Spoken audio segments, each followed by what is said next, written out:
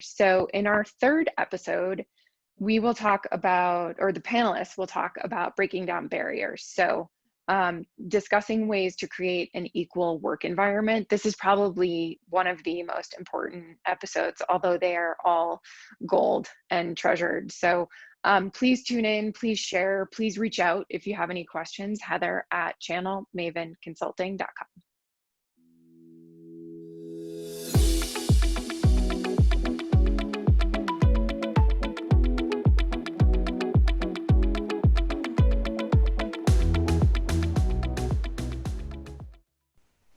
Today, we're going to talk about a topic that is long overdue. And I ask that you watch and that you listen with an open mind and an open heart. We're going to share our experiences and our stories as it relates to racial injustice in the workplace. My name is Akila Morel, and I am the Senior Director of Channel Marketing at Channel Maven. Now, honestly, I didn't think there was ever going to come a day where we could openly discuss racial issues in corporate, in a business setting. I didn't think there was ever going to come a day where we could openly share our experiences in a safe environment among the people that we work with every day. But I'm so thankful that in the past few weeks, the past few months, although it has come with pain and a lot of grief, we've been able to openly speak about these issues, and we've been given a platform like this one to do so. So Vernon, and you brought up a good point, Nicole, really we are thankful you're on the call, and Lori as well, being part of the C-suite. How do you see your team, your peers, Vernon, how can they create an equal environment where everyone can succeed, and then also being intentional about bringing everyone along? Because there is obviously this bias. How can they break those barriers and make sure everyone is included? Thank you for the question. It's a complex question, and I will answer it the best way I've been able to contribute. I would say one of the things that I'd like to pride myself on is creating things that scale. Right, I'm one person, and I know I'm one person. I have limited ability to do that. So, what can I do to actually create a sort of a multiple effect for people that are in my community? And I do take that to heart. I absolutely every day take that to heart, and I'll go from top down. Peers that I'm speaking with. Belong to a group called the Executive Leadership Council, and it's made up of Carly and a number of CEO and chairmen that are African American, including the CEO of Merck. And to hear and see them become incredibly visible around, we've got to change the makeup of our board seats and board of directors in the corporate suite is so important, right? Without sort of the top-down sort of involvement and diversity at that level, you're not going to see scalable and substantial change. And part of the conversations that we're all now having is saying, hey, look, this time through, let's make sure that there is sustainable change that happens in the boardroom, because I think it does start there. And it also means then that needs to be driven down to the C-suite, and then the C-suite needs to happen in the VP, mid-level management organizations, but there has to be sort of a deliberate effort to make that happen. So now I'm seeing more and more corporations already starting to hire chief diversity officers. Well, trust me, that was a C-suite mandate post many of the activities from the companies like Nike and many, many other large organizations. But we got to make sure that that's sustainable, because we've seen this stop and start so many times. And so this opportunity to be part of this august group, to have the conversation. What I like about it is it's really sort of we all get better as corporations, as people, as human beings, because we're going to do what we're doing. So from my perspective, I'm having conversations with our CEO saying, what's our ERG group, our emergency resource groups around Black and Brown people, around Latin people, and around Asian Americans and Native Americans, because there are different forms and different needs and different things that are required. So internally, we're launching those programs. I am going to have conversations about diversification of our board. Now, this is where in the past you'd be like, wait, you're going to tell your board members that we need to be diverse? Yes, I am. Right? And it does take courage and bravery, and you got to set aside your own personal agenda to make those things happen. Personally, I also, without having the quote unquote mandate, I look to hire Black and brown people in leadership roles in every company that I've been in, whether it's been at a company like CenturyLink, where I brought in, promoted people up into management roles, or directed our recruitment teams to make sure you bring in an African-American male or female in one of these roles. If you don't do that, it doesn't happen.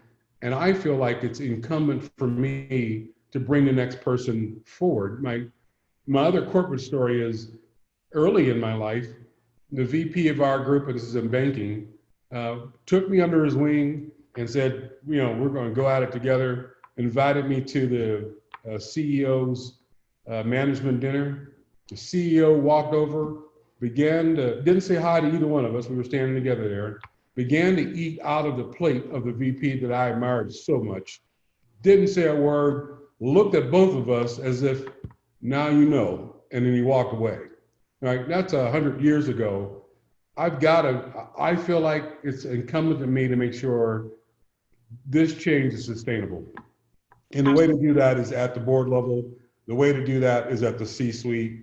And each of us on this call, we all have an obligation to do it as well. Yeah, absolutely. Lori, can you chime in? Because what I'm hearing is it definitely is an intentional effort. And so maybe, Lori, you can share some of your experiences of being intentional about making sure you are including, people of color in your organization. Absolutely. Just like Vernon, I'm always doing that. I'm always looking to that. And, one of the intentional things I do, and it sounds pretty basic, but when I'm in meetings, I make sure that I am inclusive. And so what I mean by that is if there's a female person in the room, if there's a person of color in the room, I'm making sure that I'm reaching out to say, do you have anything to add to that? I'd love to hear your experience. And I remember the reaction when I started doing that. People just thought it was so weird, but it's important because oftentimes we come into the equation, right? They actually teach women sort of early on in your career to get big at the table because we end up trying to be so small and not be seen. And so I want to make sure that I'm doing my part as it relates to that. So that's just one of the intentional things I do.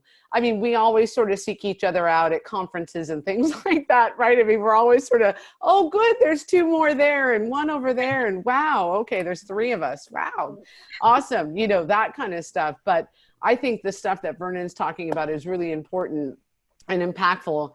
And, what I share in terms of my just day-to-day are the things that I can do to just sort of impact the culture and make people feel like they're wanted and they're valued and it's safe to be here, right? That's always my goal.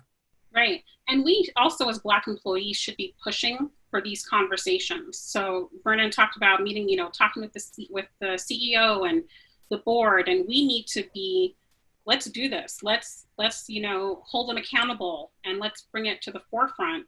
And I just remember when I first joined Channel Maven, even this experience right here, like this is intentional. Heather, who is Heather Margolis, who is the CEO of Channel Maven, and Jen Reed is the COO. I reached out to them and I said, I want to speak more. I want to get out there. I want to share my stories. I want to present. I don't want to just be, marketing. I love marketing. And a lot of times you're behind the desk, you're behind the scenes, and I'm not sales at all, but I like to interact with people. And I really wanted to just broaden my horizons. And here it is now, we're meeting here. We have this panel discussion. I'm able to meet with a lot of tech companies. I'm presenting virtually now and in person before, but all of that was because I went to Heather, I went to Jen, and I'm like, this is what I want to do. And I'm just using myself as an example because we do need to speak up. And from the C-suite, you do need to trust us as well, that we will do a good job, just like Heather has and just like Jen has. So I'm thankful for those opportunities. But my point is, we need to speak up as well, you know?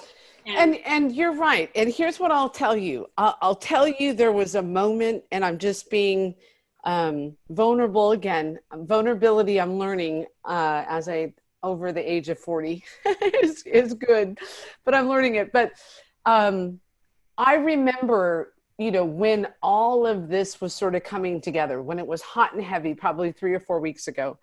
And, you know, people wanted to kind of pull together and have a conversation. Let's talk about what's happening and what can I do and what should I do and what can I be doing, Lori? And there was a moment where I said, why do I have to keep doing this? Like, this has been going on for hundreds of years. You still haven't gotten it yet. You still don't understand. You're not seeing the same news that I'm seeing.